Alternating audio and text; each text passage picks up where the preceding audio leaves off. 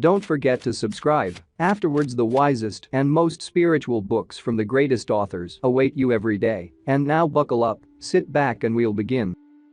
Hazrat Inayat Khan.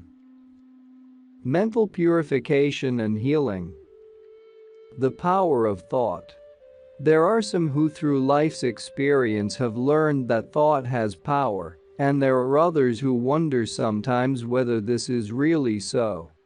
There are also many that approach this subject with the preconceived idea that even if every thought has a certain power, yet it is limited. But it would be no exaggeration to say that thought has a power which is unimaginable, and in order to find proof of this, we do not have to go very far. Everything that we see in this world is but a phenomenon of thought. We live in it, and we see it from morning till evening, and yet we doubt if it is so.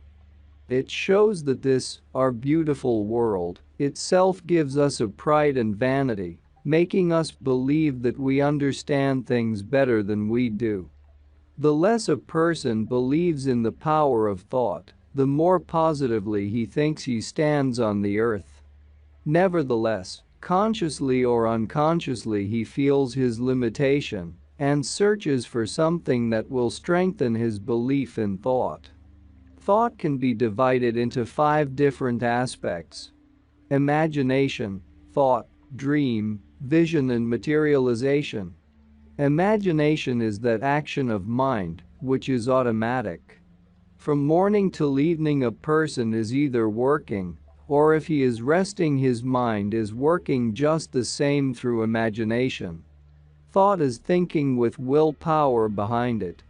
In this way we distinguish between the imaginative and the thoughtful. These two kinds of people cannot be confused. For one is imaginative, which implies powerless thinking, automatic thinking. The other is thoughtful, which means his thinking is powerful. When this automatic action takes place in the state of sleep, it is called a dream. This is distinct and different from imagination, because while a person is imagining, his senses are open to the subjective world, and therefore his imagination does not take a concrete form. But when the same automatic action of mind goes on in the dream, there is no objective world to compare it with. The mystic can always see the condition of the mind of a person by knowing how he dreams, for in the dream the automatic working of his mind is much more concrete than in his imagination. There are some who are able to read the character of the future by knowing what the person imagines. They always ask him to name a flower, a fruit, something he loves or likes, in order that they may find the stream of his imagination. From that stream of imagination they find out something about the character of that person and about his life. It is not necessary to be a character reader or a fortune teller. Any wise and thoughtful person can understand by the way someone dresses or by his environment how his thoughts run, what his imaginings are. But since the state of dreaming enables the mind to express itself more concretely, the dream is the best way to understand what state of mind a person has. When once this is understood, there is little reason left to doubt whether the dream has any effect upon the person's life and future. Indeed, man does not know, man cannot imagine, to what extent thought influences life. Vision can be said to be a dream which one experiences in the wakeful state. A person who is imaginative or capable of imagination is capable of creating a thought. And when this thought which he has created becomes an object upon which his mind is focused, then all else becomes hidden from him. That particular imagination alone stands before him as a picture. The effect of this vision is certainly greater than the effect of a dream. The reason is that the imagination, which can stand before one's mind in one's wakeful state, is naturally stronger than the imagination which was active in one's state of sleep. The fifth aspect of thought is materialization. And it is in the study of this subject that we find the greatest secret of life. No doubt a person will readily accept that it's by the architect's imagination that a beautiful building is built, that it is by the gardener's imagination that a beautiful garden is made. But generally when it comes to matter and all things that are connected with matter, man wonders how far imagination or thought has power over them. Nowadays, as psychology is beginning to spread throughout the Western world, people will at least listen patiently when one speaks about it. But on the other hand, there are many who take a medicine with great faith, but if they are told that a thought can cure them, they will smile at the idea.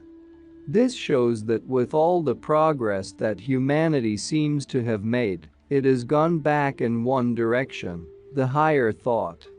For man today generally does not believe in the power of thought, and he believes still less in what he calls emotion. In point of fact, if one can speak of the soul of a thought, that soul is the feeling which is in the back of it. One sees that people become confused when they hear only words behind which there is no feeling. What makes a thought convincing is the power behind it, and that power consists of feeling. The general tendency is to wave aside what is called imagination. When someone says that a person imagines something, it means that he amuses himself. One says to him, "Oh, you only imagine it. It does not exist in reality." But in reality, when one has imagined something, that imagination is created, and what is once created exists. And if it is thought that is created, it lives longer, because thought is more powerful than imagination.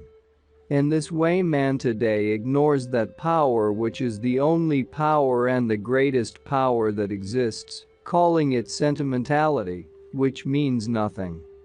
It is with this power that heroes have conquered in battle, and if anyone has ever accomplished a great thing in the world, it is with this power of heart that he has accomplished it, not with the power of the brain. The music of the most wonderful composers, the poetry of the great poets of the world, have all come from the bottom of their hearts, not from their brain. And if we close the door to sentiment, to imagination, and to thought, that only means that we close the door to life. The Sufi sees both the creator and the creation in man. The limited part of man's being is the creation, and the innermost part of his being is the creator. If this is true, then man is both limited and unlimited. If he wishes to be limited, he can become more and more limited. If he wishes to be unlimited, he can become more and more unlimited. If he cultivates in himself the illusion of being a creation, he can be that more and more. But if he cultivates in himself the knowledge of the Creator, he can also be that more and more. With every kind of weakness, every kind of illness, every kind of misery, the more one gives into them, the more they weigh one down. And sometimes this can happen even to the extent that the whole world falls on one's back, and one is buried beneath it. Another person, however, will rise up from it. It may be difficult, but at the same time it is possible. Little by little, with courage and patience, he will rise up and stand upon that world which would otherwise have crushed him. The former is going down, the latter is rising. Both depend upon the attitude of mind. And it is the changing of this attitude which is the principal thing in life, either from a material or from a spiritual point of view.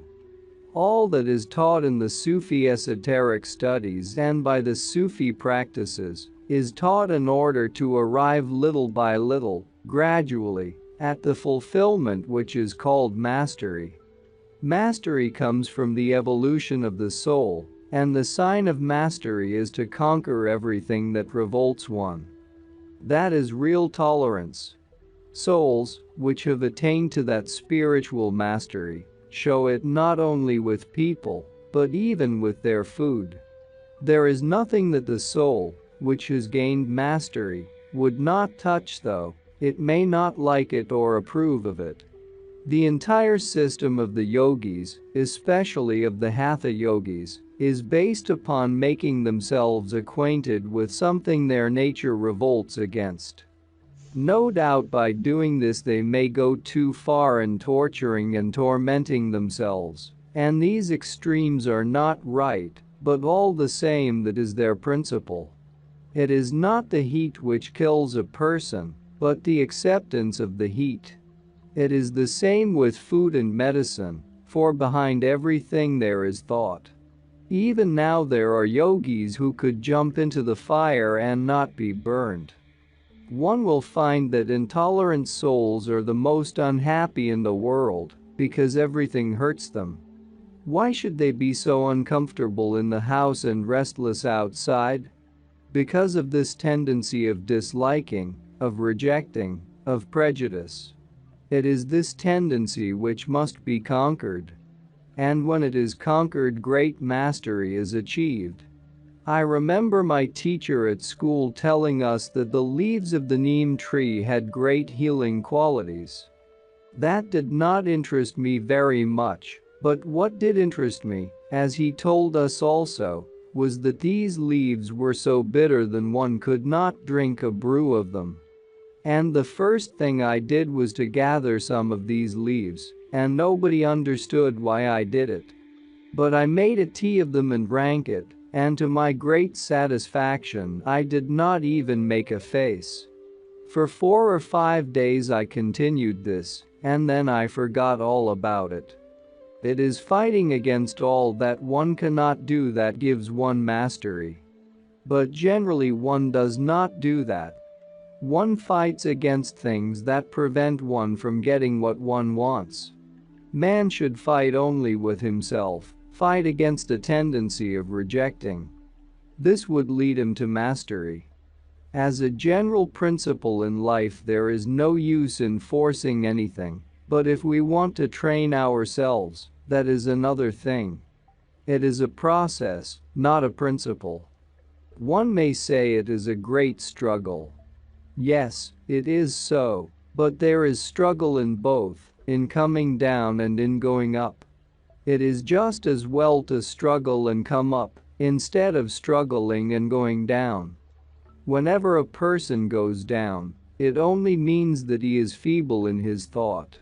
And why is he feeble in his thought? Because he is weak in his feeling.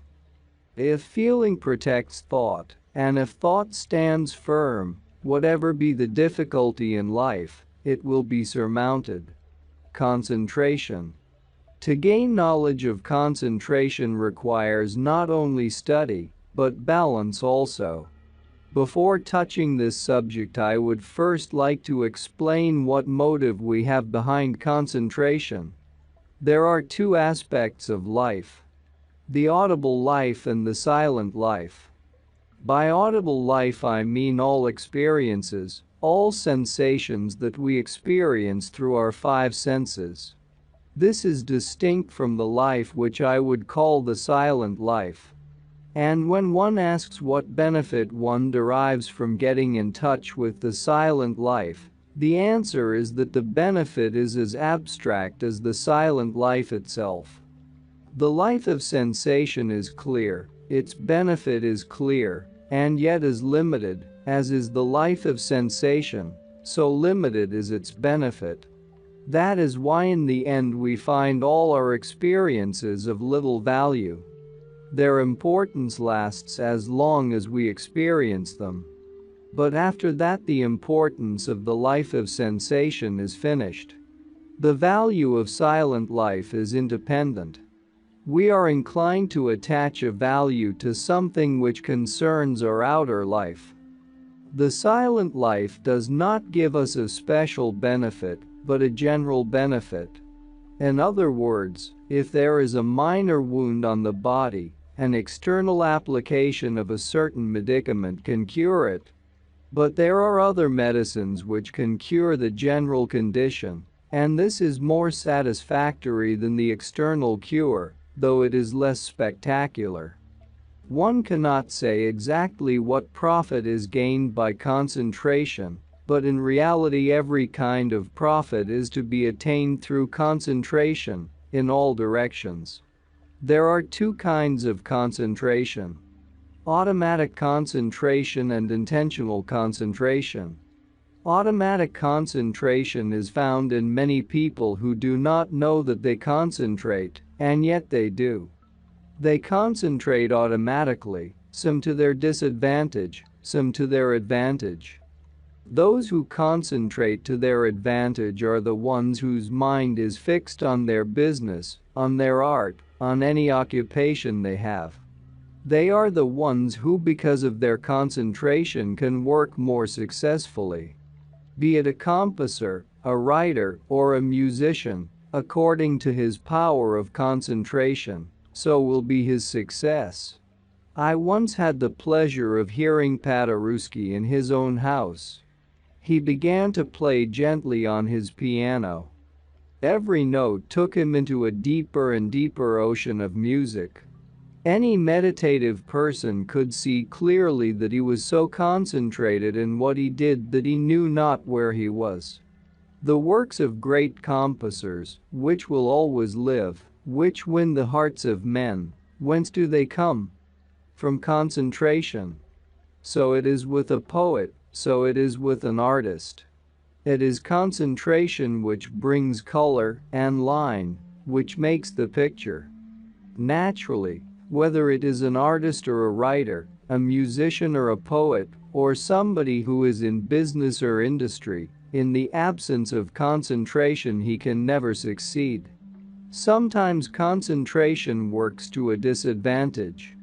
There are some people who always think that they are unlucky, that everything they do will go wrong, who think that everybody dislikes them, that everybody hates them. Then some begin to think that they are unable to do anything, that they are incapable, useless. Others out of self-pity think that they are ill. In that way, even if they are not ill, they create illness. Some by concentration cherish illness, always think of it. No physician could be successful with them.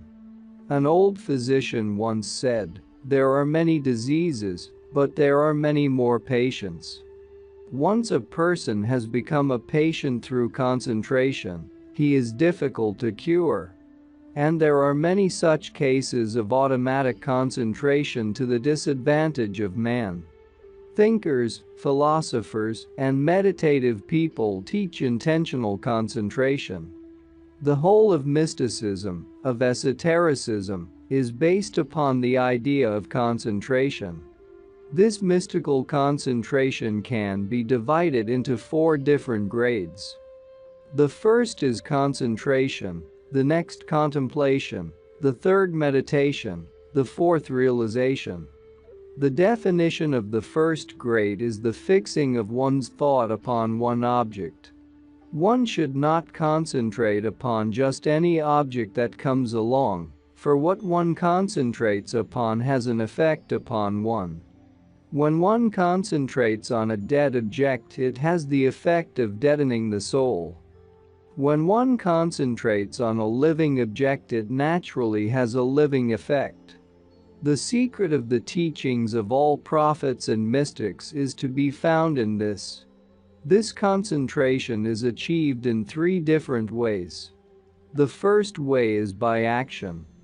One makes a certain movement or performs an action which helps the mind to concentrate on a certain object. Another way is with the help of words. By the repetition of certain words, one learns to think automatically of a certain object. The third way is with the help of memory.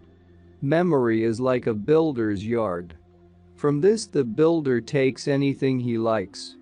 Tiles, pillars, bricks, whatever he wants. The man who concentrates in this way does the same as children who have bricks to build toy houses with. He collects things in his memory, and with them he composes objects in order to concentrate on what he wishes. As to contemplation, it is only when a person is advanced enough that he can contemplate. Because contemplation is not on an object, it is on an idea. No doubt a man can think that he is ready to do anything, and that after concentration he can contemplate. But the nature of the mind is such that it slips out of one's hands the moment one tries to hold it. Therefore, before one really starts to think, the mind has already thrown off the object of concentration like a restive horse. Mind is not always so unruly. It proves to be unruly when it wants to rule itself. It is like the body. One may feel restful sitting naturally, but as soon as one keeps quite still for 5 minutes, the body begins to feel restless. And it is still more difficult to make the mind obey. Mystics therefore find a rope to tie the mind in a certain place where it cannot move. What is that rope? That rope is breath. It is by that rope that they bind the mind and make it stand where they wish it to stand. It is like the bird which uses its saliva to make its nest. So it is with the mystic who out of breath creates atmosphere, creates light and magnetism in which to live. One characteristic of the mind is that it is like a gramophone record. Whatever is impressed upon it, it is able to reproduce. And another characteristic of the mind is that it does not only reproduce something, but it creates what is impressed upon it. If ugliness is recorded, it will produce disagreement, disharmony. The learning of concentration clears the record, makes it produce what we like, not what comes automatically. In this world one is so open to impressions. One goes about with eyes and ears open, but it is not only the eyes, not only the ears that are open. The lips are open to give out what the eyes and ears take in. That is the dangerous part. The third part of concentration is meditation.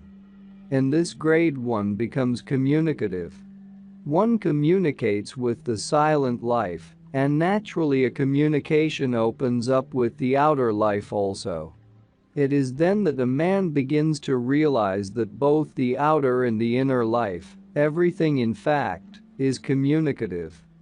Then a man begins to learn what can never be learned by study or from books, that the silent life is the greatest teacher and knows all things.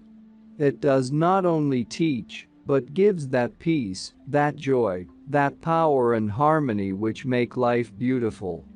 No one can claim to be meditative. For a meditative person need not to say it with the lips.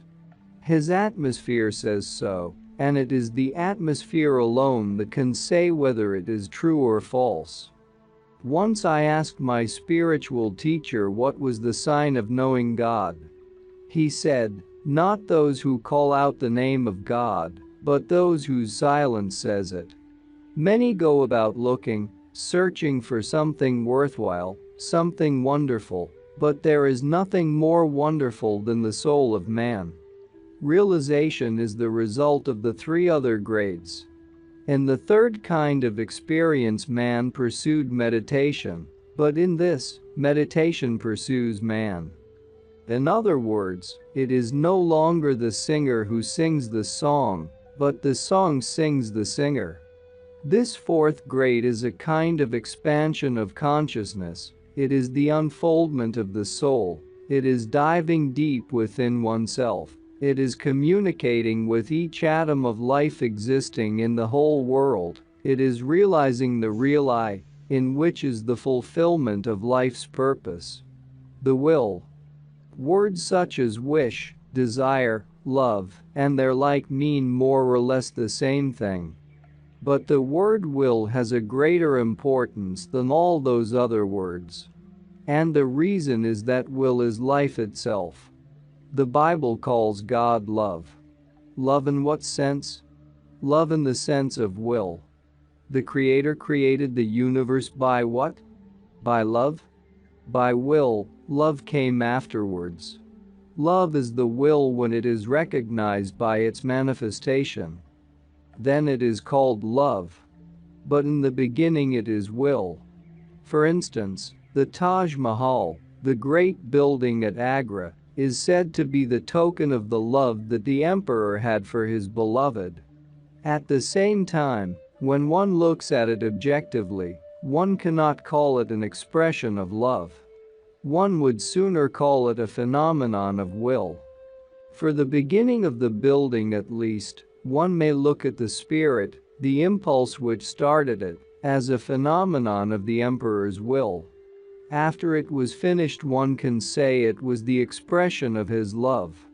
When a person says, "I desire it, I wish it," it is an incomplete will, a will which is not conscious of its strength, a will which is not sure what it wills. In that case it is called a desire, a wish. But when a person says "I will it," that means it is definite. A person who never can say "I will it" has no will. From this we may conclude that will is the source and the origin of all phenomena. Hindus have called the creation a dream of Brahma, the creator. But a dream is a phenomenon of the unconscious will, when the will works automatically. The will is the action of the soul. One can also call the soul the self of the will. The difference between will and soul is like the difference between a person and his action. There is a difference between the thoughtful and the imaginative man, and the difference is that one thinks with will, the other thinks without will. When a person knows the value of will, he then recognizes that there is nothing in the world which is more precious than will. Naturally, therefore, the question arises in the mind of the thoughtful man: have I will in me? Have I a strong will or have I a weak will? And the answer is that no one can exist without will. Everyone has a will. The automatic working of the mind produces imagination, and the value of imagination depends upon the cultivation of the mind. If the mind is tuned to a higher pitch, then the imagination will naturally be at a higher pitch, but if the mind is not tuned to a high pitch, then naturally the imaginations will not be at a high pitch. Imagination has its place and its value. But when? At that time when the heart is tuned to such a pitch that the imagination cannot go anywhere else but into paradise. The heart, which is so tuned by love and harmony and beauty, without willing it, begins to float automatically. And in this automatic movement it reacts to whatever it touches, or expresses it in some form. When it is in the form of line or color or notes, then art, painting, music, or poetry is produced. It is then that imagination has value. But when it comes to business and science and all things which are connected with our everyday life and the world, it is better to leave imagination aside and work with thought. As both night and day are useful, as both rest and action are necessary, so both thinking and imagination have their place in our life. For instance, if a poet used his will to direct his imagination, it would become a thought and would become rigid. The natural thing for a poet is to let his mind float into space, and whatever it happens to touch to let his heart express it, and then what is expressed is an inspiration. But when a person has to attend to a business affair, he must not let his heart float in the air. He must think of the things of the earth, and think about figures very carefully. Then we come to the question of how we can maintain our will. The nature of the life we live is to rob us of our will. Not only the struggle we have to undergo in life, but also our own self, our thoughts, our desires, our wishes, our motives, weaken our will. The person who knows how our inner being is connected with the perfect will find that what makes the will smaller, narrower, and more limited is our experience throughout life. Our joys rob us of our will, as do our sorrows. Our pleasures rob us of our will, as do our pains. And the only way of maintaining the power of will is by studying the existence of will and by analyzing among all the things in ourselves what will is. It might seem that motive increases willpower. But, no doubt, in the end we will find that it robs us of willpower. Motive is a shadow upon the intelligence, although the higher the motive, the higher the soul, and the greater the motive, the greater the man. When the motive is beneath the ideal, then this is the fall of man. And when his motive is his ideal, it is his rise. According to the width of motive, man's vision is wide, and according to the power of motive, man's strength is great. Furthermore, there is an English saying, man proposes, God disposes. One is always faced with a power greater than oneself, which does not always support one's desire. And naturally, a person with will, faced with a greater power, must sooner or later give in and be impressed by the loss of his own will. This is only one example, but 100 examples could be given to show how one is robbed of one's will without realizing it. Very often a person thinks that by being active or determined he maintains his will, and that by being passive he loses his will. But it is not so. Where there is a battle, there is an advance and there is a retreat. By a retreat one is not defeated, and by an advance one has not always succeeded. A person who exerts his will all the time strains it and exhausts it very soon. It is like being too sure of a string that one has in one's hand while rubbing it on the edge of a sharp stone. Very often one sees that people who profess great willpower fail much sooner than those who do not profess it. There is also always a battle between willpower and wisdom. And the first and the wisest thing to do is to bring about a harmony between wisdom and willpower. When a person says, I wish to do this, I will do this, and at the same time his sense says, no, you cannot do it, you must not do it, then, even with all his willpower, he either cannot do it, or he will do something against his better judgment. This also shows us life in another light. That those who are wise but without will are as helpless as a person with willpower, but without wisdom. There is no use keeping wisdom at the front and willpower at the back, nor is there any use in keeping willpower at the front and wisdom at the back. What is necessary is to make the two as one, and this can be done by becoming conscious of the action of both in all one does. At the same time, one can practice it in one's everyday life by depriving oneself of things one likes. If a person always has what he likes to have, no doubt he spoils his will, for then his will has no reaction. A stimulus is given to the will when one deprives oneself of what one desires. Then the will becomes conscious of itself, alive. It wonders why it should not have it. For instance, a person wants to have peaches, but at the same time he is very much attracted to the flower of the peach.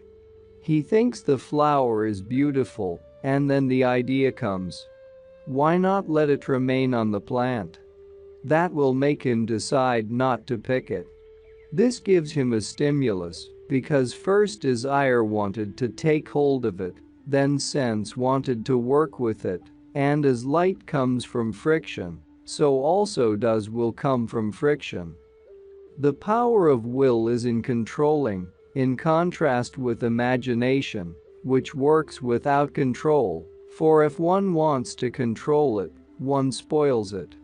Nothing in the world, either in the sphere of the mind or on the physical plane, can move without the power of will. But while with one thing the power of will is in absolute control, with the other it is working automatically. There is another enemy of willpower, and that is the power of desire. Sometimes this robs willpower of its strength. Sometimes willpower, by a conflict with desire, becomes strong. The self-denial taught in the Bible generally means the crushing of desires. It should not be taken as a principle but as a process. Those who have taken it as a principle have lost. Those who have taken it as a process have gained. The enemy of sense, of wisdom, is the lack of tranquility of mind. When the mind is tranquil, it produces the right thought, and wisdom naturally rises as a fountain. The Sufis have therefore taught different exercises, both in physical and in meditative form, in order to make the mind tranquil, so that the wisdom which is there may spring up as a fountain. It is not in disturbed water that one can see one's image reflected.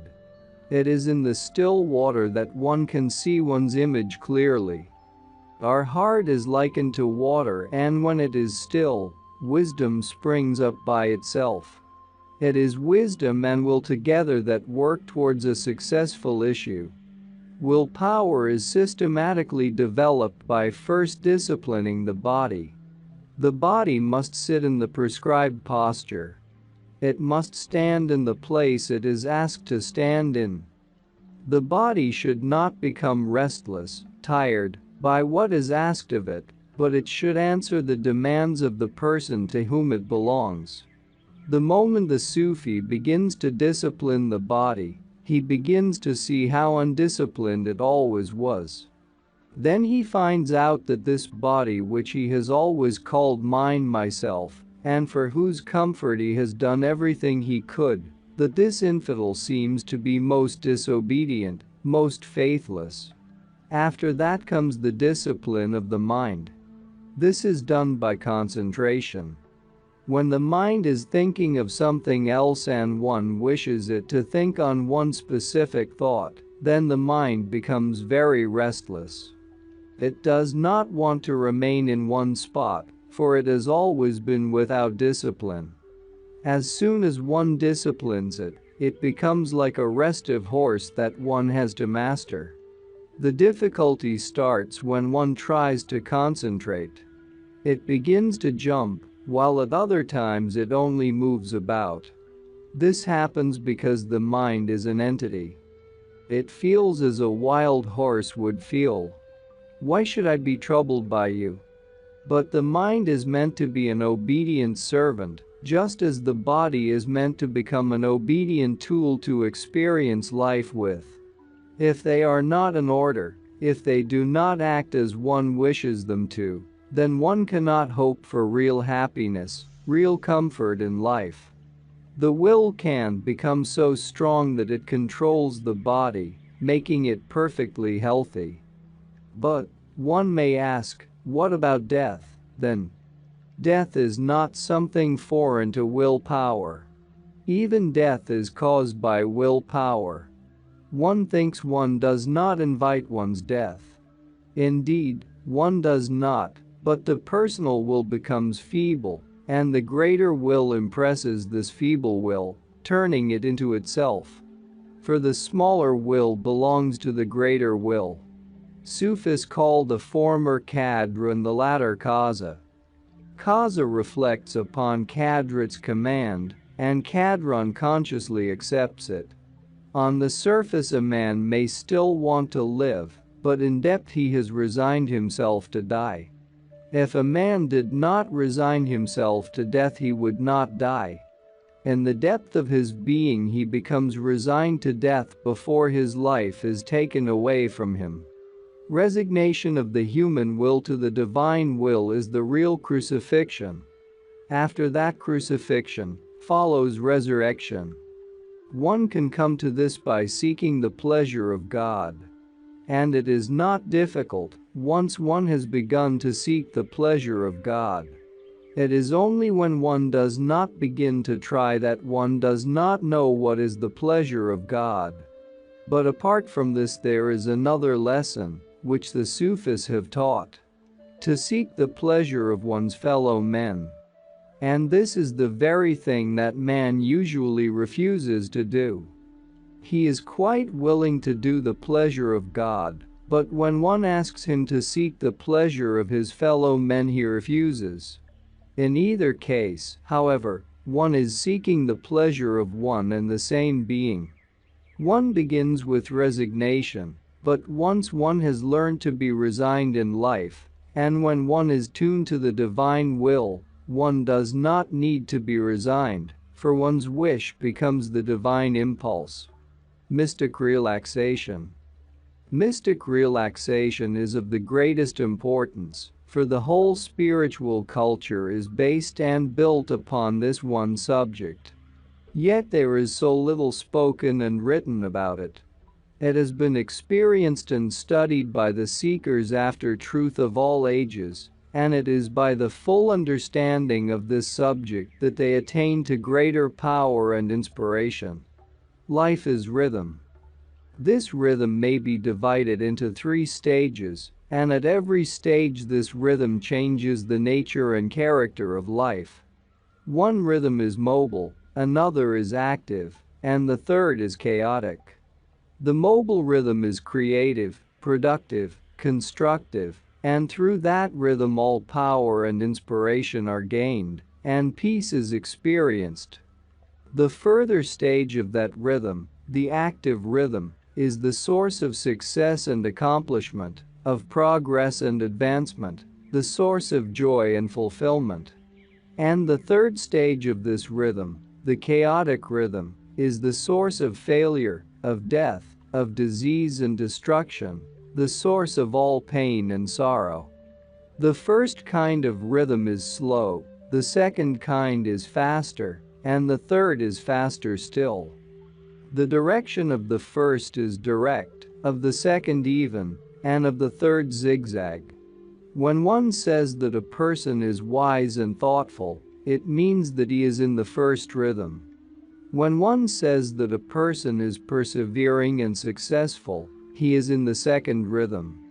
And when it is said that this person has lost his head and has gone astray, he is in the third rhythm. He is either digging his own grave or the grave of his affairs. He is his own enemy. Everything he wants to accomplish, however much he wants to advance or progress, all goes down in destruction because he has taken this third rhythm, the chaotic and destructive rhythm. Therefore, it is up to us to tune ourselves either to the first, to the second, or the third rhythm, and accordingly, this will become our condition in life. Have planetary influences, then, nothing to do with our life? Yes, they have, but how do even planetary influences work on us? If we have put ourselves in a particular rhythm, these influences have no power to bring about success or failure. If we only put ourselves in that rhythm, there will be a similar result, and also the environment will react in the same way. If we are in favorable or in unfavorable, in congenial or uncongenial surroundings, it all means that we have put ourselves in that particular rhythm. When we experience success, good luck or bad luck, good or bad fortune, it is according to the rhythm we have brought about. Where is this power to be found? How is it to be realized? If a person thinks about it, he can very easily realize it physically, mentally, and spiritually. There is a time when the body is in a perfectly calm condition, and there is a time when the body is excited, when the breath has lost its rhythm, is irregular, uneven, that is a chaotic condition. And when the body has a regular circulation and proper rhythm and even breath, then a person is capable of doing things, accomplishing things. When the body is restful, comfortable, relaxed, we are able to think. Inspirations, revelations come, we feel quiet, and we have enthusiasm and power. In Sanskrit, the first rhythm is called sattva, the second rajas, and the third tamas. It is from the middle rhythm that the word raja has come, which means the one who has persevered with his sword and made a kingdom. His rhythm is the middle rhythm. The first rhythm is sometimes called sand, which makes one think of the English saint. From this rhythm comes goodness. In our life, at a certain time one rhythm prevails, at another the second rhythm, and at still another the third. And yet in our life one rhythm is predominating through all changes, whether a person has the third, the second, or the first rhythm. One who has the first rhythm has always power to accomplish things. And as it is with the body, so it is with the mind. Body and mind are so closely connected that whatever rhythm the mind has, the body has. And the rhythm, which is predominating in body and mind, that same rhythm is the rhythm of one's soul. There was a king who, when a certain problem was brought to him by his ministers, used to say, "Read it again," and the minister would read it again. Maybe after 4 times he would stop him and say, "Read it again," and the minister would do so. And after he had heard it 3 times, his answer would be perfect. But what do we sometimes do when we converse with people? Before the conversation has stopped, we have answered them. So impatient are we, and eager to answer and excited about it, that only 1 in 100 people stops to listen to what another has to say. It is the wrong rhythm, the chaotic rhythm, which brings about chaotic results. Where does war come from? From chaotic action. When there is chaotic action, nations become involved in war. By chaotic action, the whole world may be involved in war. People doubt the religious belief of Christ having saved the whole world. They cannot understand it. They say that man saves himself. But they do not realize that one man can ruin the whole world, and that one man can save it. It is by rhythm that he can save the whole world. When there is a chaotic influence, it works like an intoxicating drink in thousands of people, like a germ of disease, spreading from one person to another through the whole country. If that is true mechanically, then psychologically it can be true that one person's chaotic influence can put the whole world in despair, though it is very difficult for ordinary people to understand this. The Turkish nation was greatly depressed on every side, and the wars had made the country very poor. With nothing but disappointment all the time, it had gone down and down. And then there came one man, Kemal Pasha, and his rhythm put life into thousands and thousands of dead souls who were waiting for some result, hungry from lack of food, disappointed with every effort. And one man brought cheer to them all and picked up the whole country. We can see what happened in Italy, where every action was powerless because of so many different ideas and parties. There was no united effort, no concentration. After the fatigue of the war, there came one man, Mussolini, who lifted up the thoughts of the whole country. And this is only the outer plane. In the spiritual plane, the effect is still more powerful. Only those who work on the spiritual plane do not manifest to view. What happens in the political world is known, but in the spiritual world great things happen and they are not known, but their influence is most powerful because of their rhythm. We see this in the life of Napoleon. Some appreciate his life and some do not. But nevertheless, during his wars he was the inspiration and power and backbone of the whole country. It was all Napoleon's spirit. And always, even during the greatest anxieties of war, he used to have moments of silence, even sometimes on horseback. And while he was having this silence, he would recuperate all strength lost in the continual responsibilities of war, and he would feel refreshed after having closed his eyes. What was it? He had the key of relaxation. It is tuning oneself to a desired rhythm. We should not be surprised or laugh at sages who keep one hand raised up, or stand perhaps on their head with their feet up, or sit in one posture for a long time. There is some reason for it. Those artists who know the different ways of the art of relaxation know how to bring about a relaxed condition in the body and mind. I myself, continually for about 12 years, had only 3 hours sleep at night, and sometimes not even that. And all those 12 years I was never ill. I had all the strength necessary and was perfectly well because of the practice of relaxation. The question is, how does one relax? It is not by sitting silent with closed eyes. For when the mind is giving attention to the body by thought or feeling, then the body is not relaxed, because the mind is torturing the body. And when feeling is giving attention to the mind, then the mind is tortured. And this torture, even if the eyes are closed, even if we are sitting in a certain posture, does no good. With relaxation, one should consider 3 points of view. The point of view of the physical body, the point of view of the mind, and the point of view of the feeling.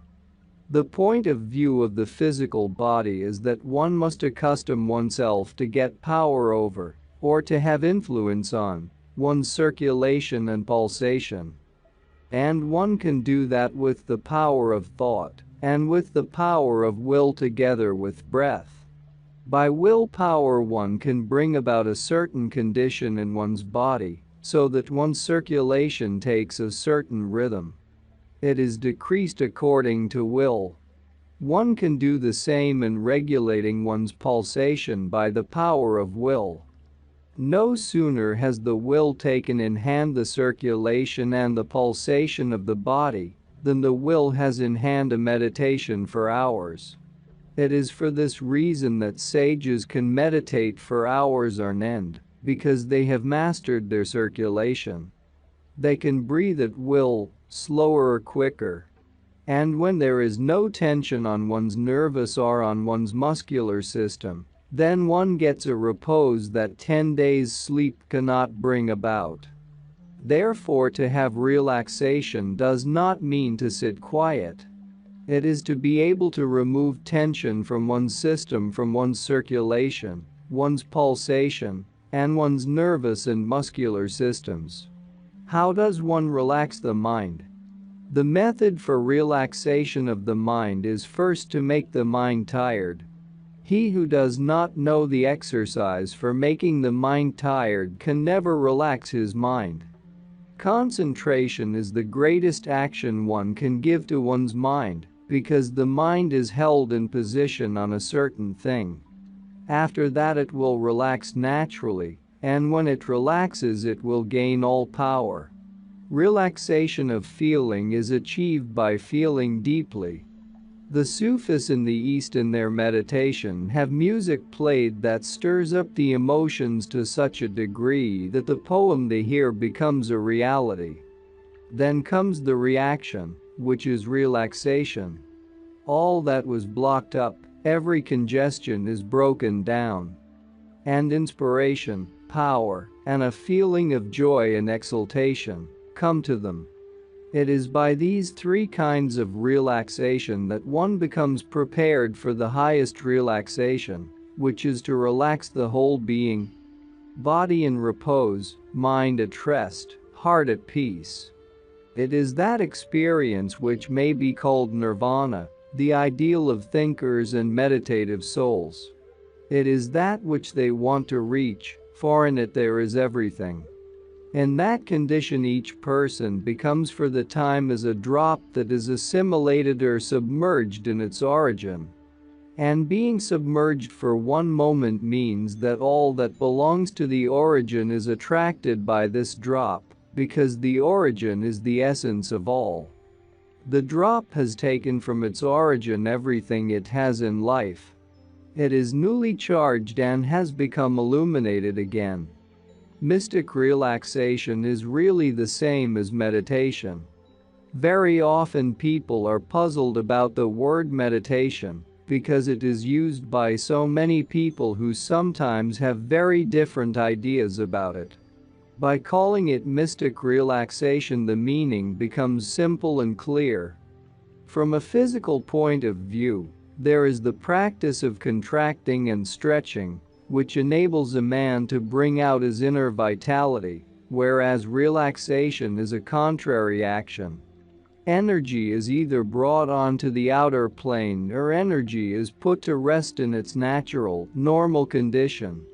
When a person lifts something heavy, does something with determination, he charges his body with the energy which is within. It then expresses itself through his muscles and nerves. When a person is asleep, the energy is put to rest. This energy is most valuable and precious. When it is used outwardly, it brings external benefits, and when it is used inwardly, it brings about inner attainments. Meditation is reached through two preliminary stages. The first stage is concentration and the next is contemplation. After these two stages comes the third, which is meditation. What comes after that is realization. Nothing in this world can be thoroughly accomplished without concentration, whether in one's business or profession, or in spiritual work. Those who cannot make a success in their business or profession are the ones whose concentration is not right.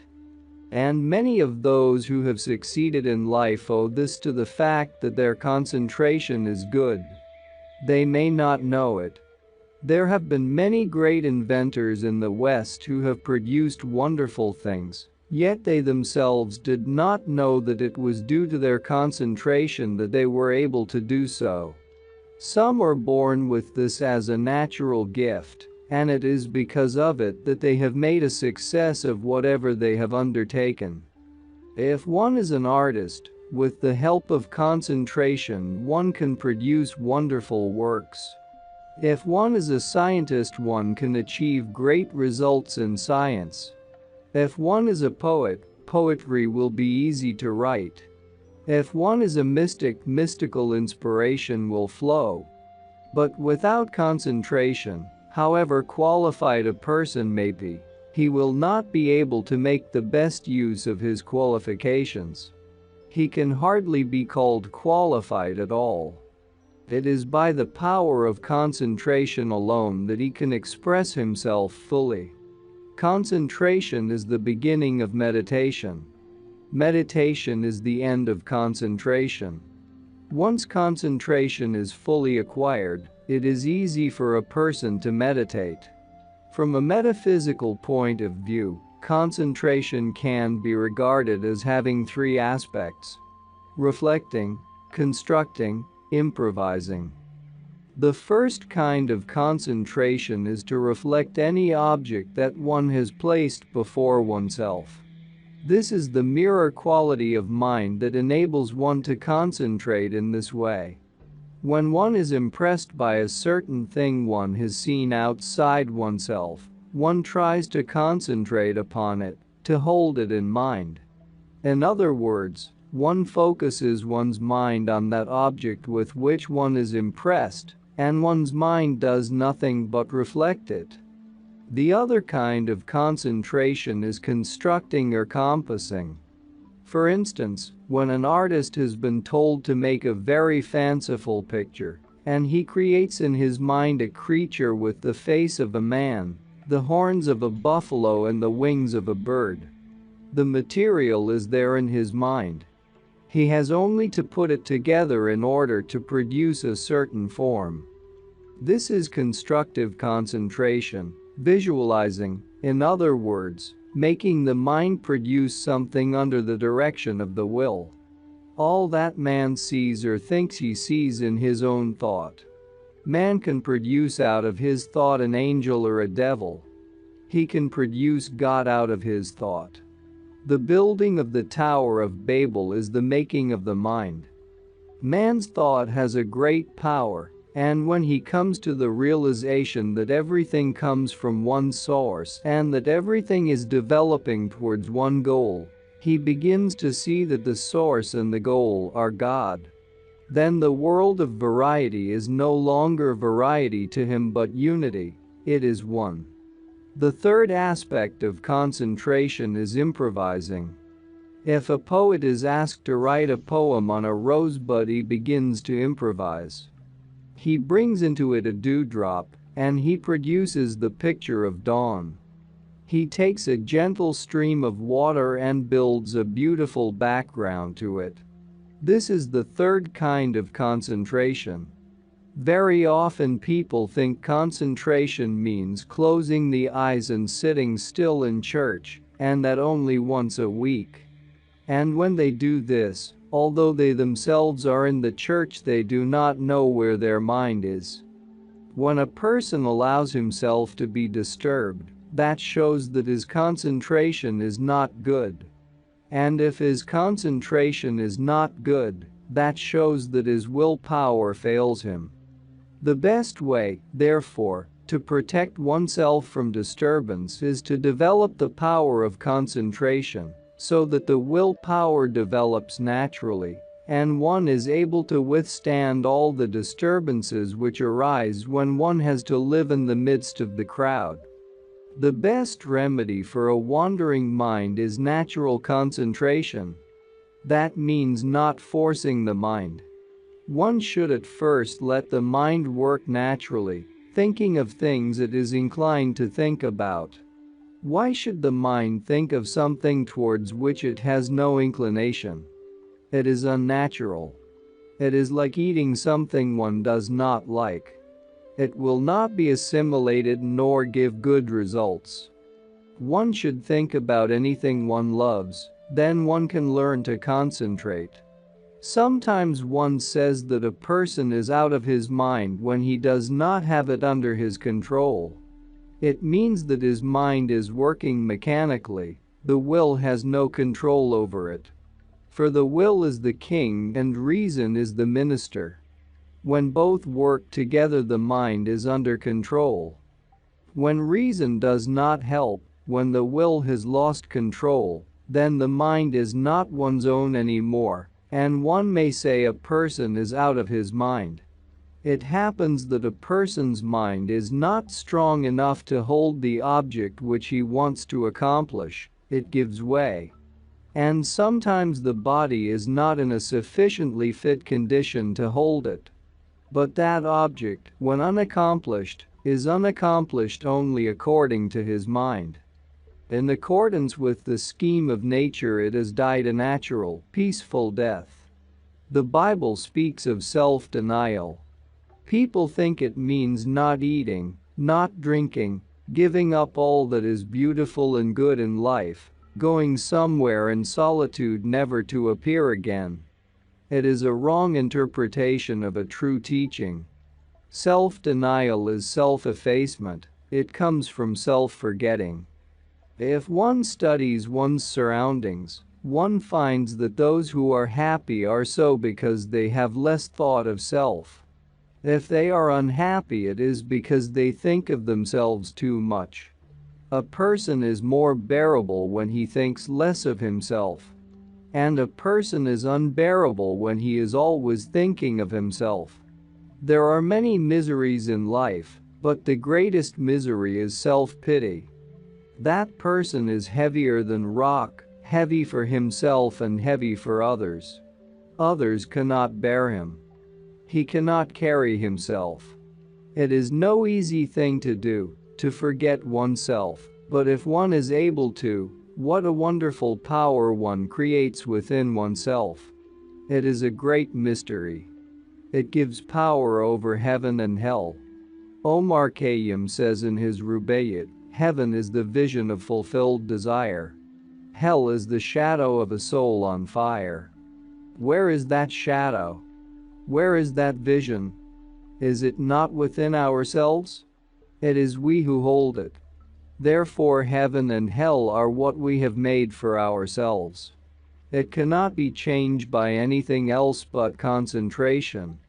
But concentration has an even greater significance than this, for it is that creative power which man possesses, and which he has as a heritage of God.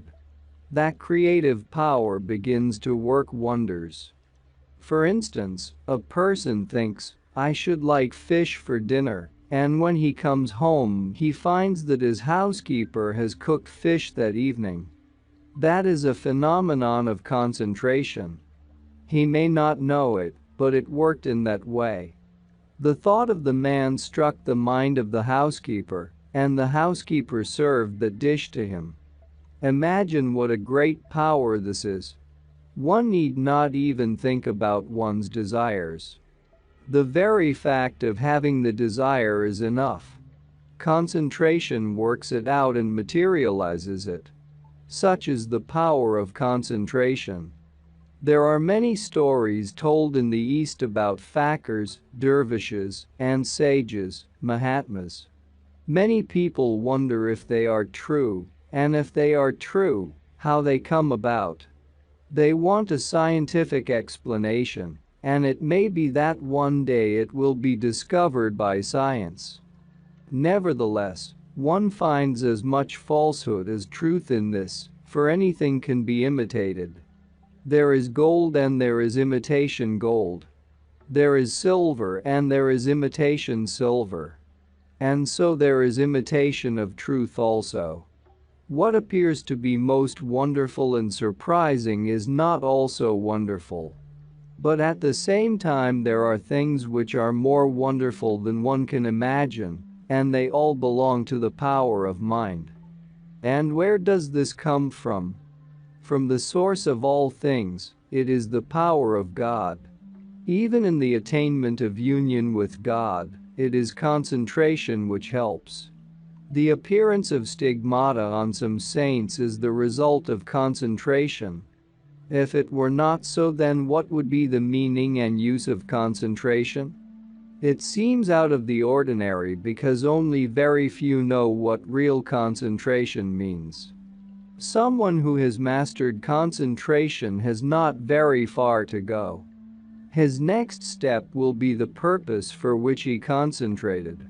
Contemplation is the second stage of concentration. Contemplation is the repetition of a certain idea, and this repetition materializes that idea. Those who have been able to accomplish great works in the world have been contemplative people. Often they do not know it. It is the continual repetition of a certain idea which creates that idea, which brings it into being in the physical world. For instance, those who can contemplate on health can bring about that perfect health which no medicine nor anything else can give. Those who contemplate upon inspiration will show great inspiration.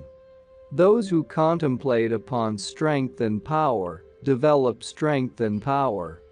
One cannot arrive at this stage until one has accomplished concentration, because concentration is the first stage, and one must proceed gradually towards the stage of contemplation. Kao's idea that one should say, every day, in every way, I am getting better, and better is something which has been known to the thinkers for thousands of years. Upon this the whole method of mysticism has been based. But he skips the first part, concentration. What he prescribes is contemplation, which is the second part. One might ask to what extent contemplation can help. Nothing in the world is impossible for the contemplative person to accomplish, if only he knows how to contemplate. No doubt this is gibberish to those who do not understand the subject. People wonder what relation man's mind has to affairs outside. Perhaps one can heal oneself from illness, but if there is an affair outside which is going wrong, a money matter or a business transaction, what connection has that with the mind? The answer is that all that exists, whether it is business or anything else, all that is visible or invisible seems to be outside, but in reality it is in our mind. It is outside because our eyes see it outside, but it is within us because the mind surrounds it. It is accommodated in our mind. Mind is an accommodation of the world, which is outside. A Hindustani poet describes this wonderfully. The land and sea are not too large for the heart of man to accommodate. In other words, the heart of man is larger than the universe. If there were 1,000 universes, the heart of man could accommodate them. But man, unaware of his inner being, impressed by outer limitation, remains under the impression of his weakness, limitation, and smallness. And that keeps him from using this great power which he can find within himself, this great light with which he can see life more clearly. It is only because he is unaware of himself. The third stage is meditation. This stage has nothing to do with the mind. This is the experience of the consciousness. Meditation is diving deep within oneself and soaring upwards into the higher spheres, expanding wider than the universe. It is in these experiences that one attains the bliss of meditation. Man ought to turn every day of his life into a meditation. Whatever his work may be, he must do it, but at the same time he should meditate. Then he will get to know the secret meaning of his work, and in this way he will turn his life from a worldly life into a spiritual one. This applies to everyone, whether he works in a garden or in a factory, or elsewhere. As soon as he knows the appropriate meditation for the work he is doing, he will develop, and all his work will become a meditation for him. And if he achieves this, the wages he earns will be nothing compared with the reward he will gain. When his mind is concentrated, a person does his work well, and even better than others. In a station in Rajputana, I once saw a telegraph clerk accepting telegrams.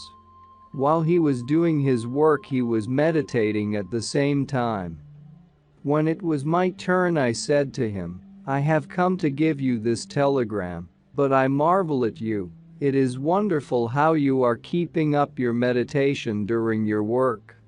He looked at me and smiled, and we became friends.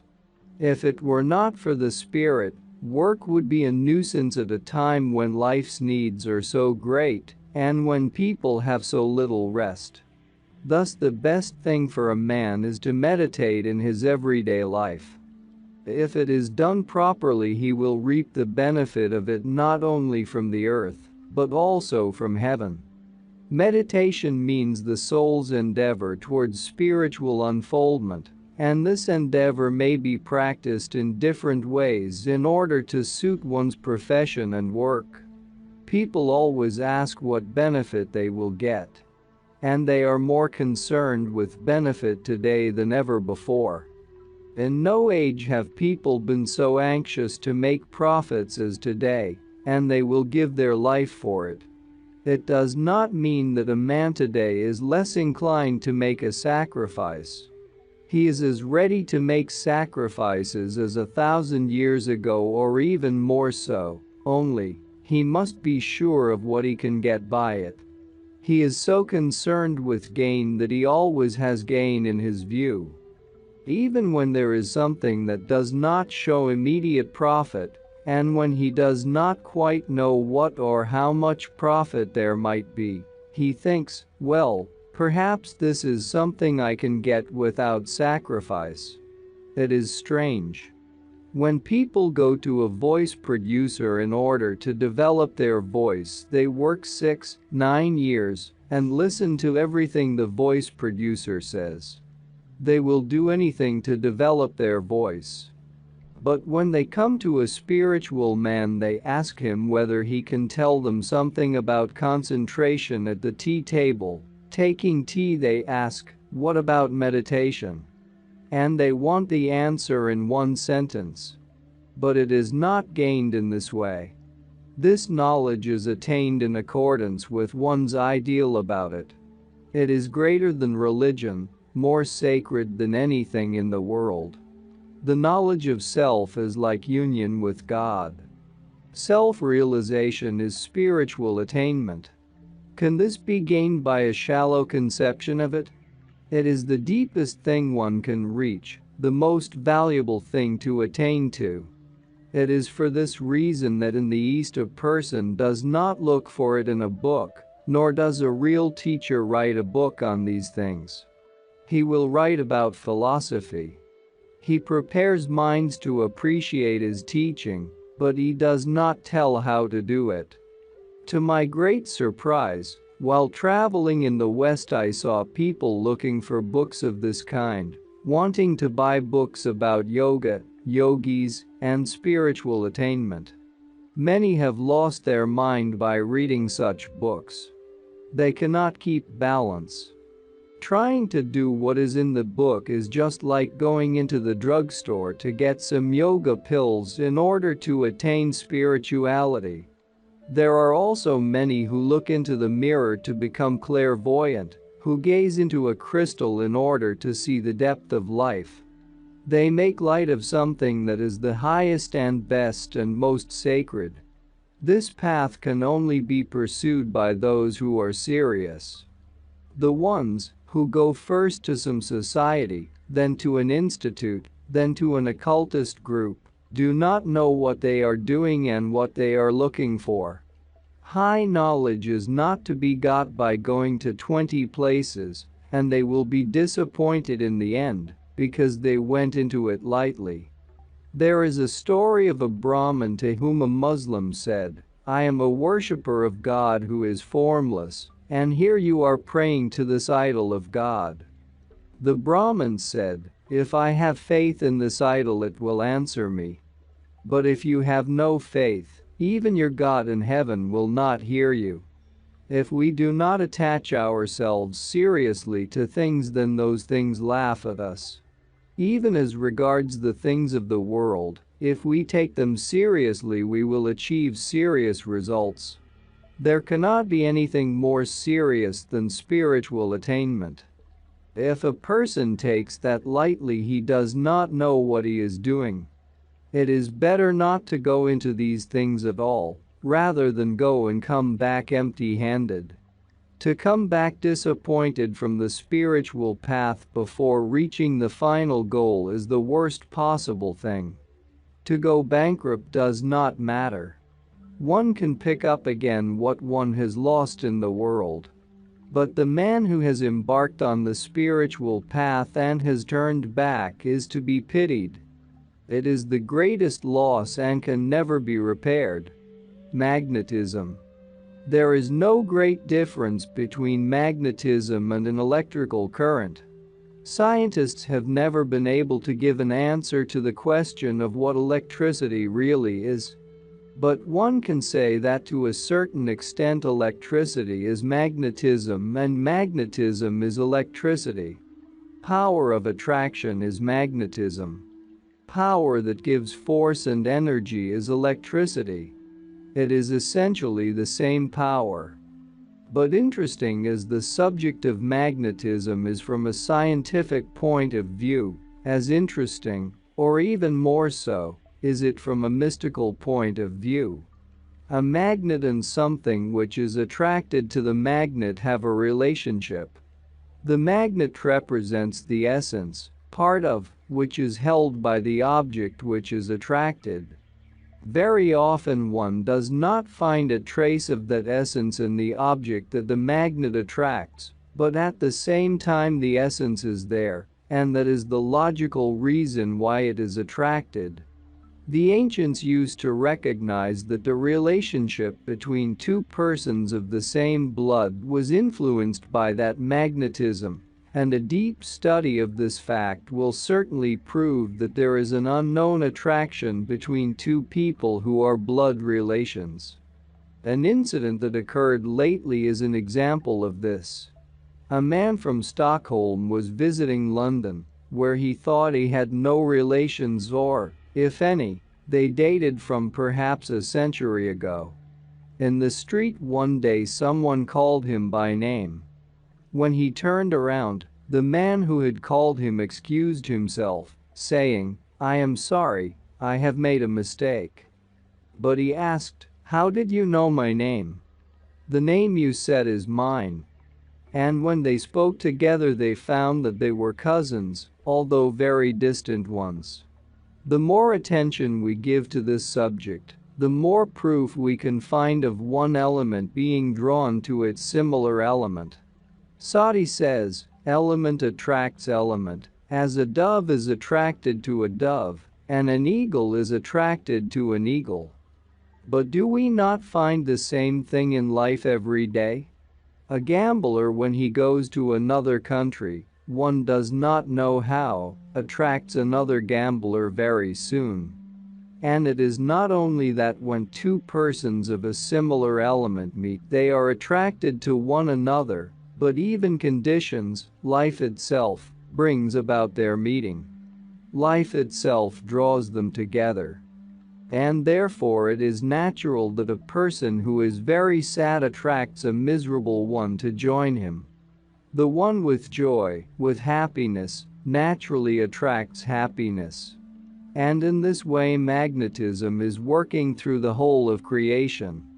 And in all aspects you will see the phenomena of magnetism, in the physical world, as well as in the mental spheres. Of course, one cannot say that an element always attracts the same element, for the element also attracts what it lacks, what is opposite to it. When we think of friendship, we see that with some we feel inclined to be friends and from others we feel inclined to keep away. And the most interesting part is that those whom we feel disinclined to be friends with have also some who are drawn towards them in friendship. This leads us to the truth which lies in musical harmony. How two notes have a relation to one another, and their combination brings about a harmony.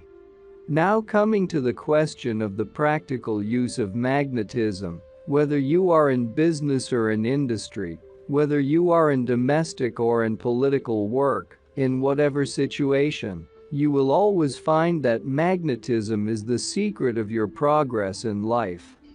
And as to qualifications, to which we give such great importance, you will find that numberless people who are most highly qualified do not make their way through life because of lack of magnetism.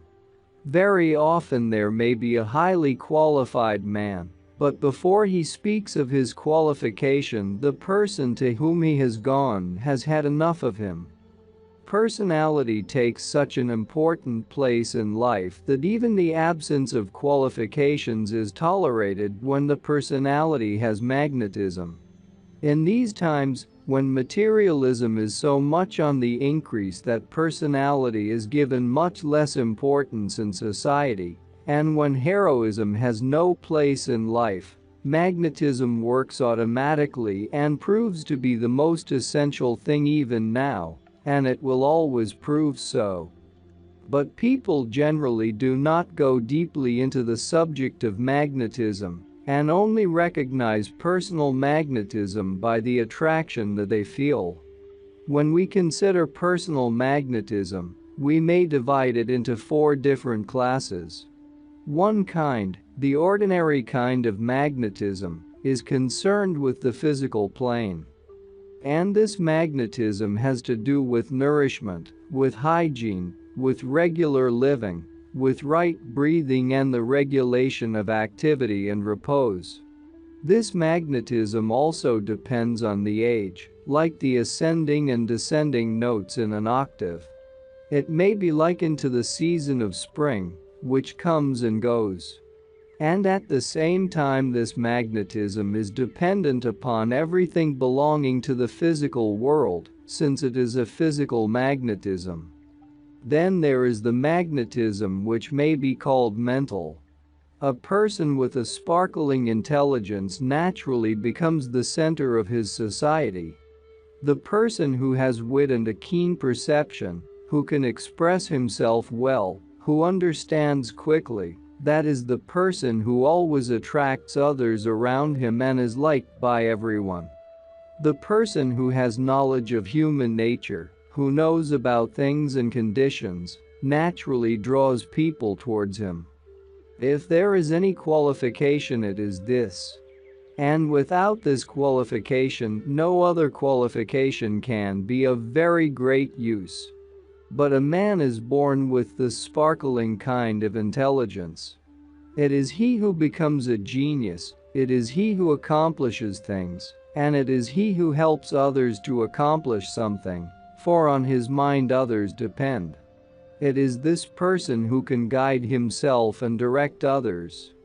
And with all our thought of equality in which we are so much absorbed, we shall find it is this person who will win the battle in life, and it is this person who stands above the masses, who leads, and without whom many are lost. The question is, how can this magnetism be developed? This magnetism is developed by study, by concentration, by a keen observation of life, and by the knowledge of repose. Very many intelligent persons, because they do not know how to concentrate and how to take repose in their lives, in time blunt their intelligence. Because there is a certain fund of energy which is preserved and which is limited, and when there is too much pressure put upon that limited energy, in the end what happens? A person becomes less and less intelligent, and his power of mind diminishes every day. Whenever you find a very intelligent man becoming duller every day, it always proves that the amount of energy that was there has been spent. It is, therefore, by knowing how to preserve one's energies by repose, and how to concentrate and sharpen one's intellect, that this magnetism remains in a right condition. What generally happens is that great responsibility falls on the intelligent person. Much more is asked of him than of others who lack intelligence. If he does not give his mind a rest by knowing how to repose, and if he does not concentrate and thus sharpen his intellect, naturally, just like a knife which is continually used, it will become blunted. Naturally, the continual use of intellect will make him short of words. The third aspect of magnetism is perhaps of higher kind than the two which have been described above, for this magnetism is more profound, and it affects another person more deeply. This is the magnetism of love, of sympathy, of friendliness. A person who by nature is sympathetic, a person who tolerates, who forgets, who forgives, a person who does not keep bitterness nor malice in his mind against anyone, a person who admires beauty, who loves it in art, in nature, in all its forms, and who goes out to friend and foe, to the acquaintance, the stranger, to all, the person who can endure and who can suffer, and who has the power to have patience through all conditions of life, who feels the pain of another in his heart, and who is always willing to become a friend, it is that person whose magnetism is greater than all the other magnetisms that we know of. We do not need to go far to see this. If only we look for good things in people, we shall find this. Among our surroundings we can find many in whom we can appreciate this quality. One day a man who had traveled very much saw an Indian mystic, and he said, "We have heard so much, and we have read so much about the saints and sages and Mahatmas and masters who live in India, but when I went there I found no one." And the mystic told him, "You need not have gone so far. The souls who are worthwhile, The souls who love one another, the saints and sages, are to be found everywhere. If we appreciate them, we can find them. But if we cannot appreciate them, even if an angel came, we would not be able to find these qualities in him. Nevertheless, call him a saint or a sage, call him a prophet or a Mahatma, if there is anything that draws man towards man, it is the love element that he pours out. Now the question is, how can one develop this quality? And the answer will be by one thing only. By studying, by knowing, by practicing, and by living the life of a friend. By contemplation on this thought from morning till evening. Towards everyone I meet, towards those who love me and those who hate me, will I practice in my life that thought of friendliness, that outgoing, that pouring out of sympathy and love. Apart from the magnetism that one acquires from this, when we consider life as it is, with all its limitations, with all the pain and troubles and responsibilities that it gives us, if there seems to be anything worthwhile, it is one thing only, and that is the thought and impression that we have done our best to be gentle, to be tender to those whom we meet in our everyday life. If there is any prayer, if there is any worship, if there is any religion, it is this. For in the life hereafter there is no one to please. If there is anyone to be pleased and whose pleasure it is worthwhile to earn, it is here, it is man. And it is in the pleasure of man, if one understands it, that the pleasure of God resides. The fourth aspect of magnetism is magnetism itself. Lack of magnetism means that this aspect is hidden. This magnetism is the soul of man. To define what the soul is, it may be said that the soul is the self of man. But which self? That self of which he does not know.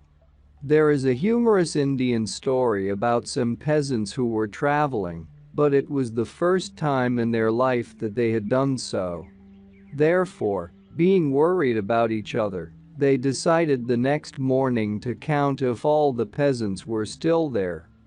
They were very upset after having counted, for they counted 19.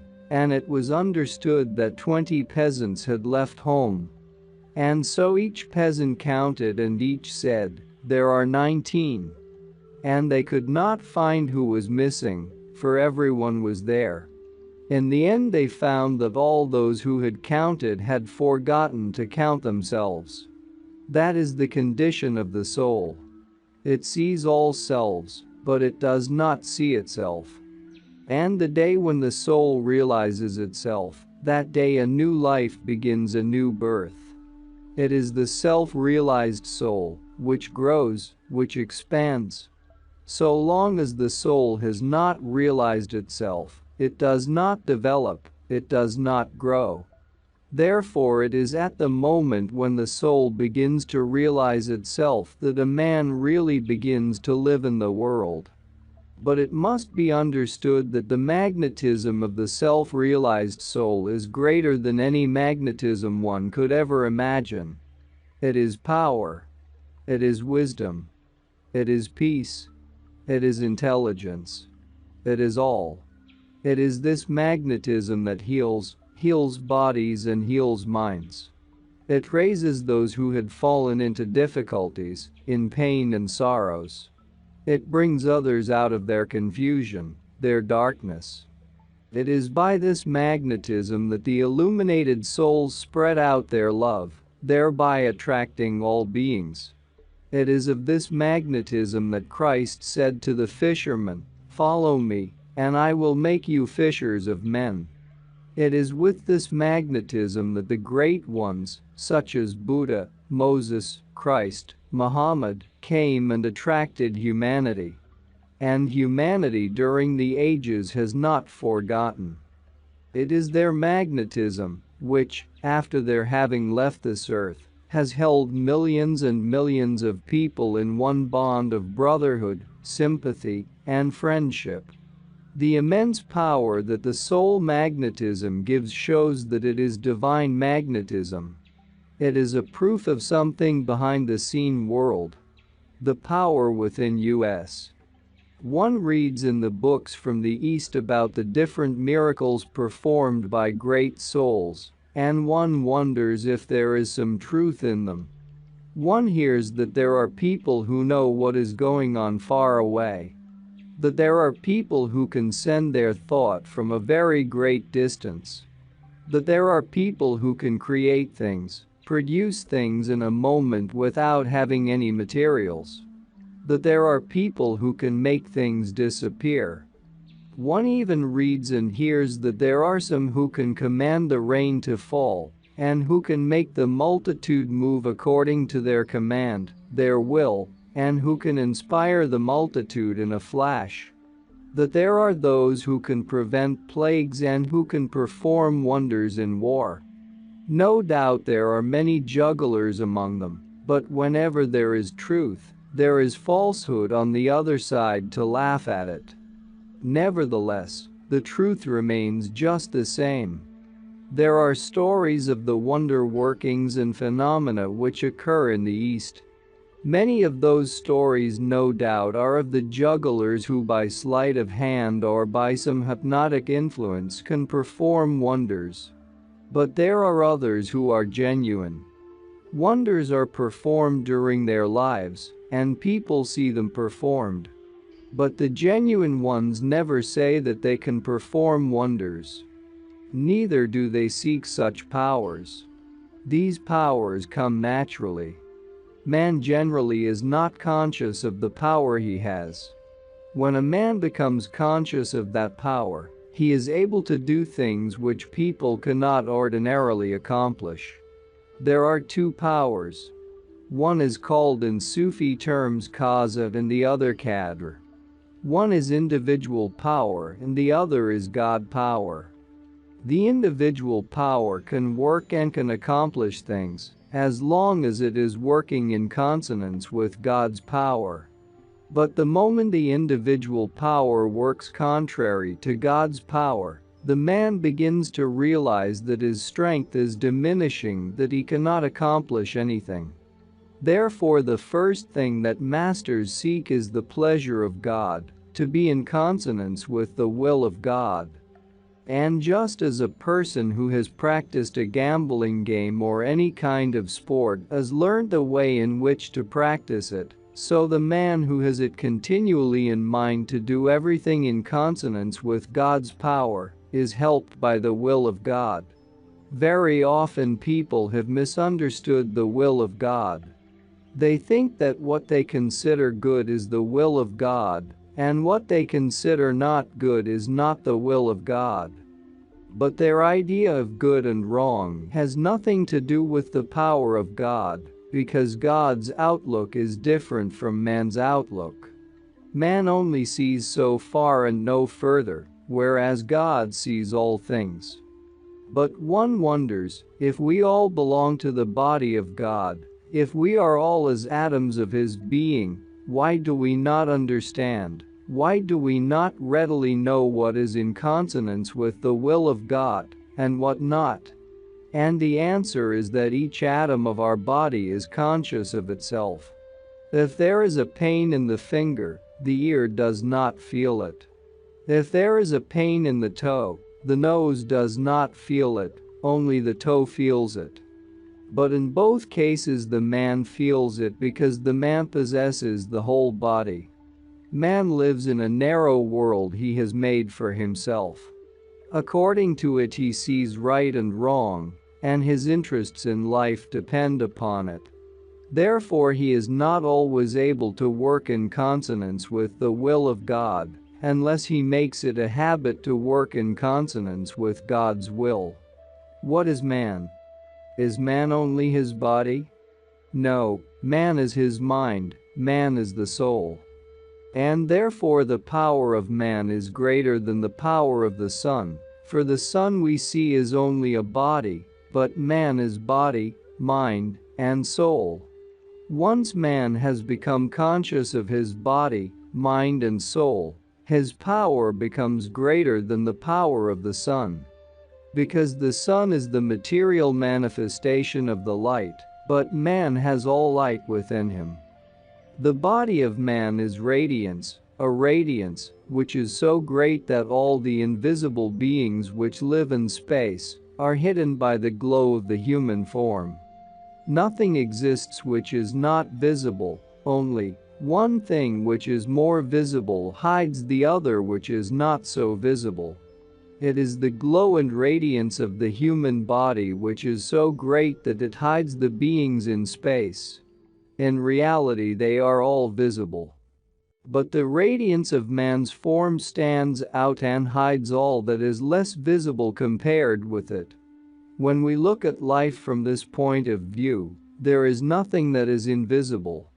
It is only that there are things which our eyes have no power to see, but this does not mean that they are formless. Besides, man's mind has a still greater power, and that is the power of will, of mind, that can bring about change in conditions, in environments. It can have power over matter, over objects, over affairs. It can even work so wonderfully that one cannot explain it. The power of mind can work on the multitude, as the following story of Muhammad shows. In one of the great wars that the Prophet had to fight, the whole army was defeated, and there only remained 10 or 15 friends by the side of the Prophet, and all the others ran away or were dead or wounded. Then the Prophet turned to his people and saw that they were all downhearted and despairing. So he said, "Look, before us there is an army, and here are we, 15 men. You do not see any hope, now you must retreat. But I will stand here whether I am to come back victorious or lose my life here on the battlefield. Now you go. Many of you have already left, so you go also." They said, "No, Prophet, if your life is to be ended here on the battlefield, our lives will be taken first. What are our lives after all? We shall give our lives together with you, Prophet. We are not afraid of this enemy." And then the Prophet threw away the sword he had in his hand and bowed down and took a few pebbles from the earth and threw them at the army. And the army began to run for miles and miles. They did not know what was behind them. It was only a few pebbles. But what they saw were great missiles, and they began to run.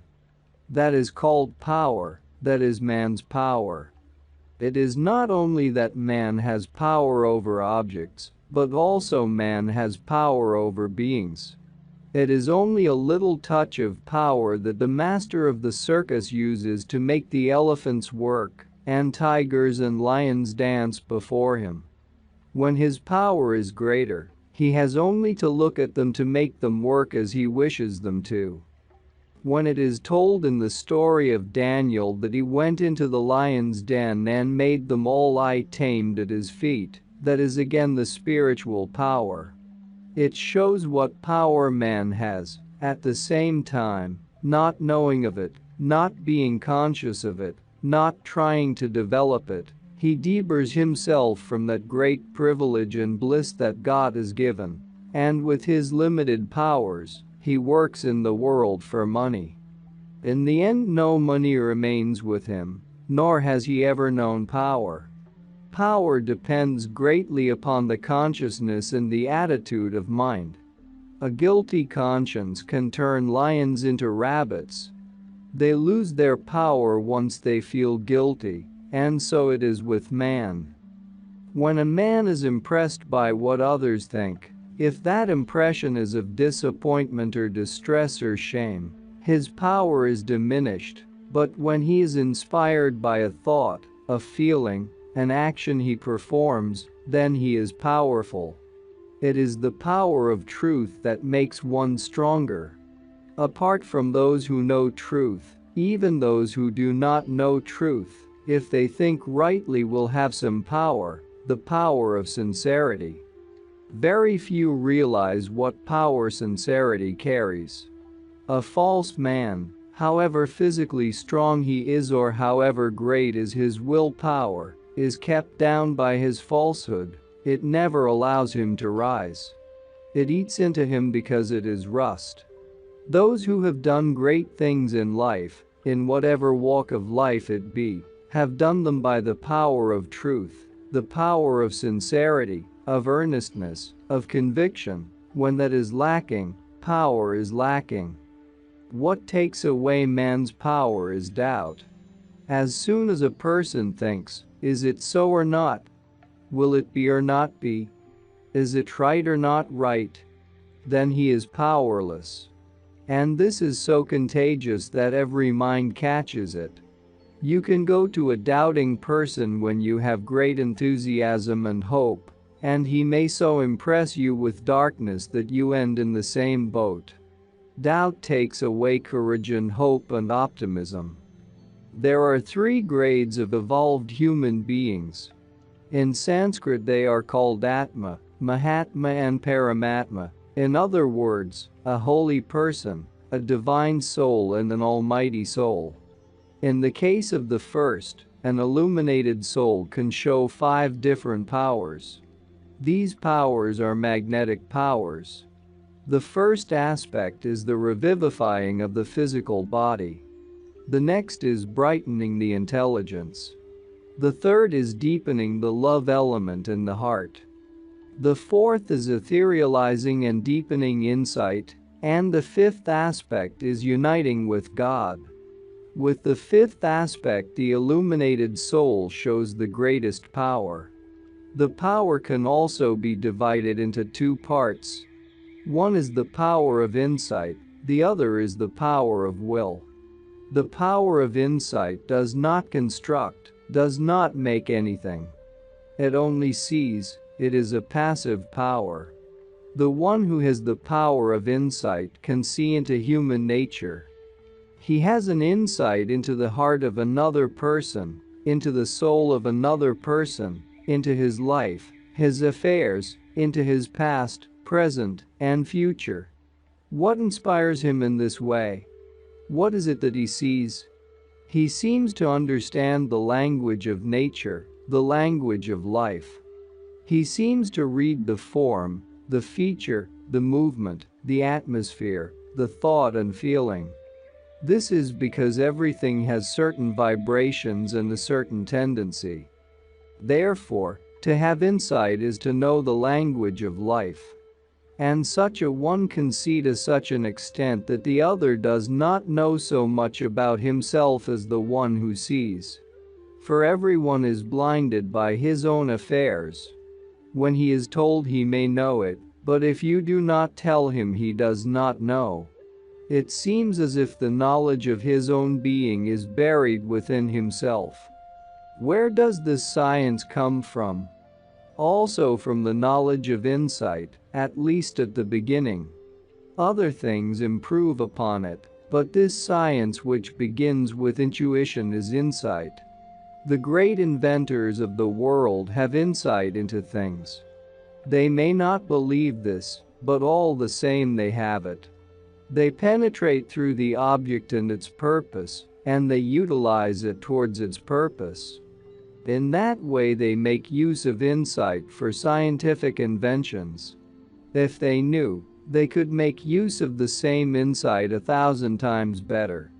The Mahatmas are different. It is not only that they have magnetic power, but also they have divine instinct, divine inspiration. Stories are told about the constructive power of Mahatmas. One is very interesting as it shows what this power can achieve. Once a prince was sent away from his country, his father having disapproved of his conduct.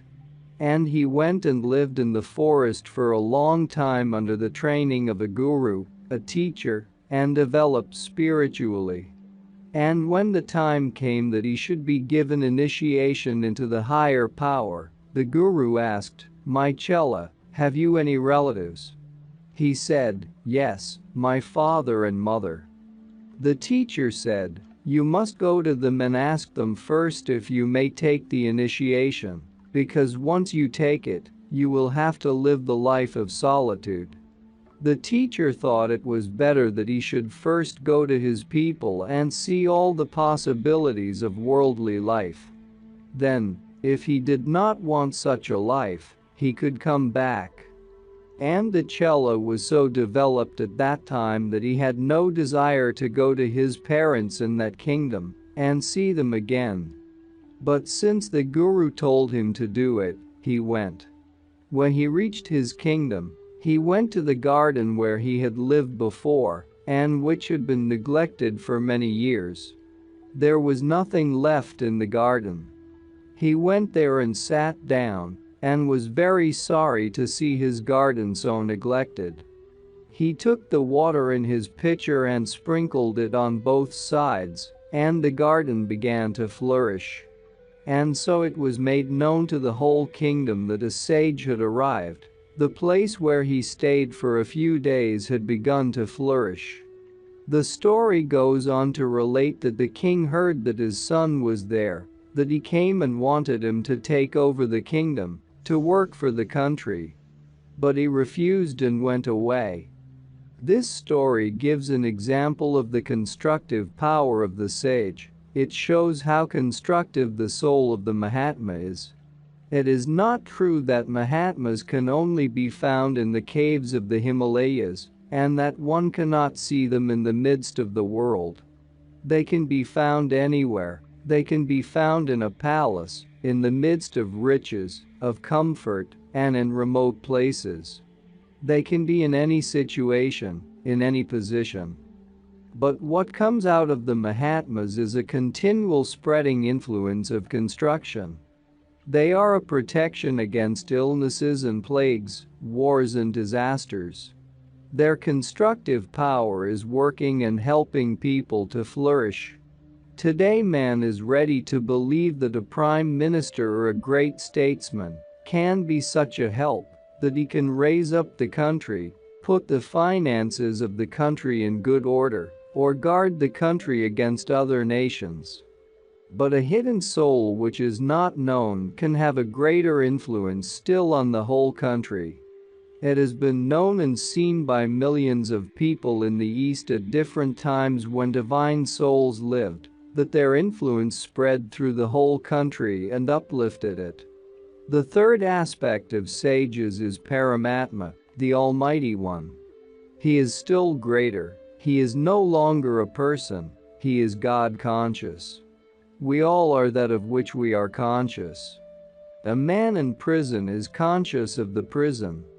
A person who has a lot of money in the bank and is not conscious of it is poor in spite of his wealth. We only have that of which we are conscious. Therefore our greatness or our smallness depends upon our consciousness. Even to become an illuminated soul is only a difference of consciousness. It is not how much good a person has done. There are many good people, but they do not always know what they themselves are. Besides, there are some who believe in God and others who love God, and there are others who are lost in God. Those who believe in God, they are on earth and God is in heaven for them. Those who love God, for them God is before them, they are face to face with their Lord. And those who are lost in God have gained their real self. They are God themselves.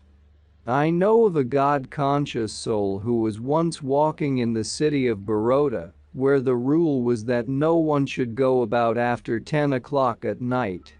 And this sage was wandering about unconscious of time. A policeman asked him, "Where are you going?" But he did not hear. Perhaps he was far away from the place where he was wandering.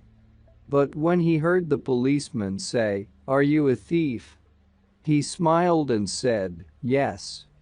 The policeman took him to the police station and made him sit there all night long. In the morning the officer came and asked, "What is the report?" This policeman said, "I have caught one thief. I found him in the street." When the officer went and saw this man, he knew that he was a great soul and that people respected him very much. He asked his pardon. But he said, when the policeman asked you that question, why did you say that you were a thief? The answer was, what am I not? I am everything. We try to become spiritual, to raise our consciousness. But when it comes to an insult, we do not like it.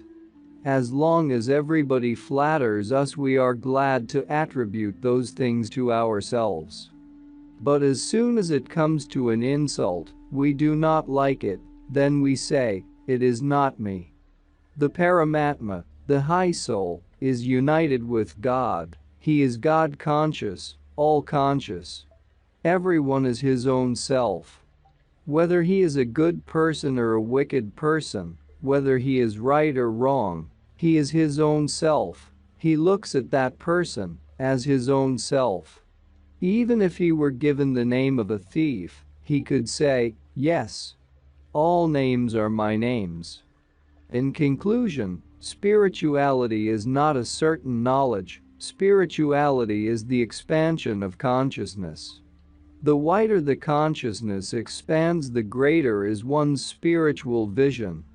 And when once the consciousness expands so much that it embraces the whole universe, it is that which is called divine perfection. And that's not all. Our experts and regular viewers respond to all comments. Also check if you forgot to subscribe and set your bell to receive notifications about new audiobooks and other useful self-development materials that we release regularly. Join in the discussions, don't forget to give likes and, if possible and inspired, support the development of the channel financially. All useful links will be in the description and the first attached comment. Goodness, love and wisdom to all. And now move on to watch the next part of the video at the links below, or choose something from the playlists of the channel and those you see on the screen.